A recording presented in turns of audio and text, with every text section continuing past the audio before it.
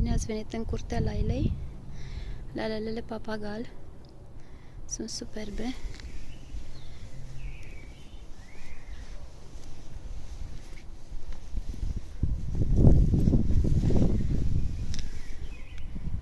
Au culori extrem de plăcute, aprinse.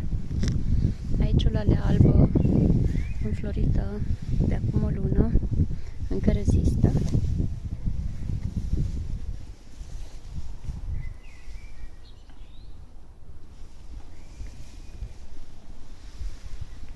Sunt franjurate foarte frumos și foarte colorate.